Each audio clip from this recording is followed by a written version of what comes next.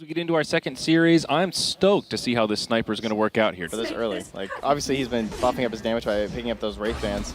Maybe one of those situations where it would have been good to try and go for an earlier courier snipe, like with Taiga right now. Sania maybe in trouble again. Curse Crown, Bramble Maze, there's your first blood. Drawn by FNG. Gambit will strike first. That is stick as well. Onto Aphonin though. Taiga with the wraparound through the trees. They're going to get that pick onto the sniper. Yeah, baby. If your Enigma can jungle and then find a gank mid, that's value down. So at least they gave us a qualifier on it. Yeah. I'll take it. Smoke rotation, no mid. You know. Up top, Insania probably going to go down, but they want Appa Ninja in the mid lane, and they're going to find him. It's a 3-on-1, and that little sniper's got nowhere to go. Little games like that, okay. Well, bottom lane, we'll see some initiation. Koikba on the run, caught by the Bramble Maze. Curse Crown to follow up. Does have Taiga nearby, but that'll actually be a shutdown kill on Koikba. And on the other side, FNG sets it up. Yeah, that Winter's Curse will slow him down. Assassinate, body blocks, plenty of damage. I think they also did a good job of trying to punish a little bit on that Brewmaster too, because he's still suffering. He's still the lowest of the cores. True. And we'll see him get initiated on here, perhaps. Terrorize to follow up. Assassinate from the sniper, but Brew is getting pretty far deep. Said they're going to go in onto Taiga. That forces Madara to pop his ultimate for the reset. Oh, Taiga's so low, he can't even go for the black hole. Burning down. Look at these skeletons. They're chopping him down on the other side. Alliance trying to commit to this fight as Aphonin gets caught by the Fiend's grip, but he'll survive through it. Koikba finishes him off, but now goes down himself. There'll be a 1-for-1 there. The rest of Alliance trying to get out of dodge, and Sania won't be able to make it. Boxy now on the other side. Split has been used, and now he's gone back into Panda form. He'll be out of options. They're still chasing Taiga. This whole time, he just ran a lap circuit here. Maybe hoping they'll go for a dive onto Boxy. I would agree about the Greaves, though. Song of the Siren. This is why you got to be worried about the Blink Dagger, though. They need to start that black hole. There it is, black hole. It's cute. There's a lot of overlap, but it'll secure the kill onto the sniper, no doubt about it. Can they find more? And Sania did get finished off by Dark Willow onto the side. Now up top, looks like FNG will go for a TP home. He's going to make it. Well, here's the rotation now from Gambit, looking for something up top. Maybe they'll find Taiga. Blink doesn't quite make it into the tree line. Oh, the Bramble Maze, and now he's been scouted out by this bounty hunter. Does have some reinforcements coming in, though. Koikba will be put to sleep in the Winter's Curse, taking some damage from Madara. A great follow-up Terrorize will allow Gambit to just disengage here, and Sania channels a full-duration Fiend's Grip, but they want to try anything. Doesn't matter, and now Insania is going to be in some trouble. Assassinate finishes him off. Beautiful. They stunned him going for the Song on the Naga to make sure they got the kill on the Bane. Smoke again, though. I think Gambit trying to abuse this cooldown advantage they've got. Song of the Siren just now coming back, but no split as Boxy jumps in onto FNG. Sentry comes down as the Glimmer Cape gets used. Koikba on the low ground. Alliance all split up right now. Gambit clumped. Can they find this opening? Madara, now he's going to charge in onto FNG, doing a lot of damage, but Winter's Curse and Cold Embrace will kind of reset things here as now the Terrorize comes through. Koikba can't quite get to FNG in time. Black Hole from Taiga saves Madara. Connects on 3, and Gambit are all of a sudden in big trouble. Taiga does go down. Immersion also falls. Wraith King coming back to life. Maybe he'll have the damage here, but Boxy just got his split back up, and it's just in time. Sniper caught by the Fiend's grip, and it's Koikba with the damage. Triple kill, and maybe even more. Dahak TP's out, and he makes it. I mean, anytime they see it, they commit. Ooh, FNG though, he gets caught TPing way too close to the Dire base. They have an observer up on that high ground, and he has the gem right now. Oh no. He's been ditched, and this is going to help cement some vision control here for FNG, and indeed, you are dead. Thank you, Koikba, without a gem. Is it the same gem from earlier that Alliance picked up and then gave back to them, and now it's changed again? No, or is it FNG's a second gem? Well, the first one was FNG's gem too. Well, I didn't even know there was a first one. Okay, well, bud. Oh, I see what you're saying. This is all his gem. Yes, there's only one gem, and it's just been going back and forth, not multiple gems. They get 2 kills while we're arguing about the gems. Well, Perfect. FNG went down first, but they do finally get the bounty hunter.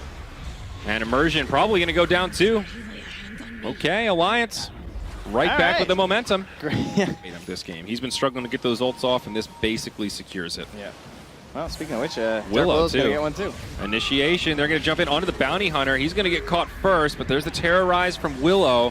It's a pretty chaotic fight, but Wyvern dies on the back line, and now Taiga will have more run of this fight. Buyback available on Winter Wyvern. Song of the Siren now. There's the buyback on the Wyvern. No Shrine to TP to, though. Black Hole does connect onto the Sniper. That'll be enough to finish off And now Afterlife in a lot of trouble. Pops the cheese, but losing this duel against Boxy.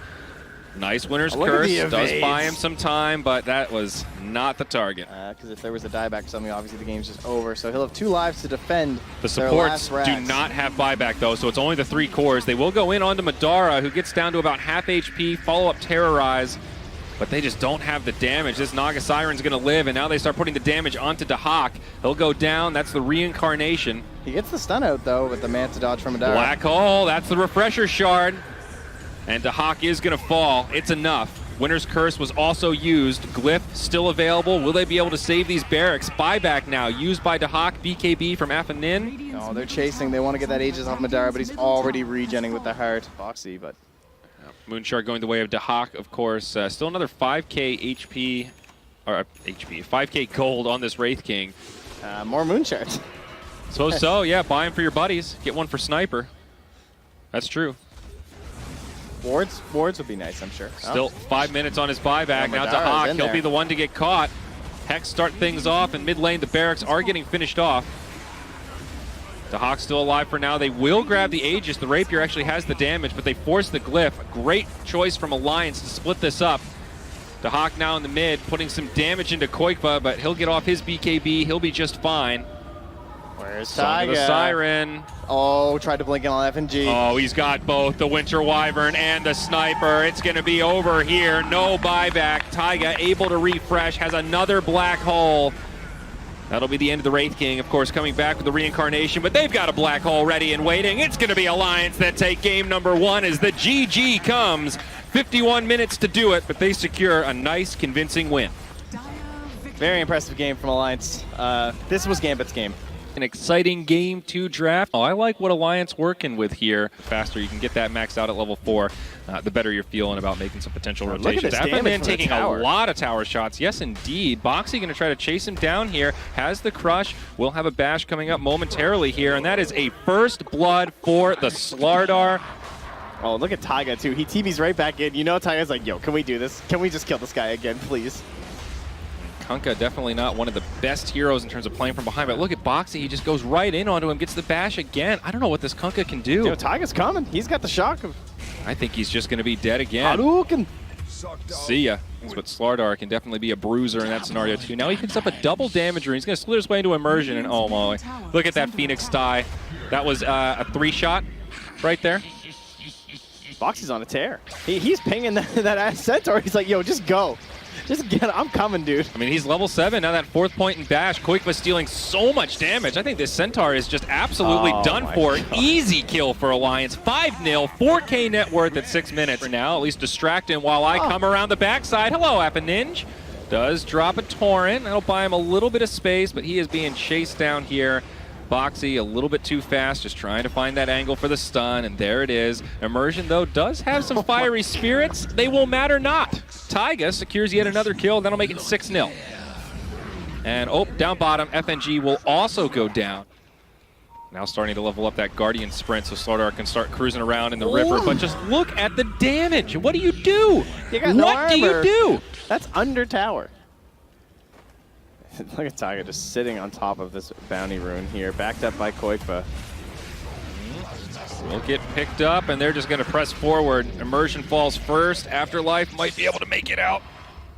He's good. A couple stats built up here, so he's maybe not as weak as you might think, especially if he finishes those treads. Centaur again being dove. They deployed the Doom for that. Now that just seemed excessive. That's mean. But Taiga, will he be punished? Absolutely not. He gets lit on fire and just walks away, grabs some creeps with him.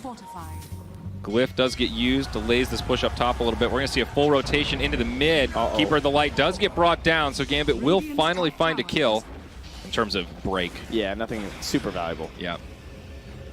Now down bottom, maybe a setup onto Koikva. Stampede used, but there's the Ignis Fatus. Fiend's Grip onto the Razor. Where's the follow-up damage, though? That Ignis is doing some work.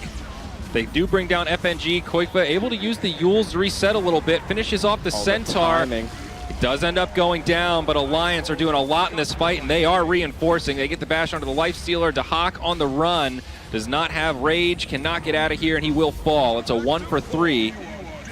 and maybe even more. On the backside, there's Appanin. He'll also fall. I mean, Midas on the Lifestealer. It's a recovery tool. They're closing in on him here. That vision, it spotted exactly where he was going. Yeah, they find the Kunkka. Some heal potentially from Immersion. Is it going to be enough to keep him alive? He is sustaining longer than planned, but will still go down. He jumped right on the Phoenix up on the high ground as well, and he just gets doomed. Yep, down he goes. DeHawk made the rotation, but basically just has to rage and run away.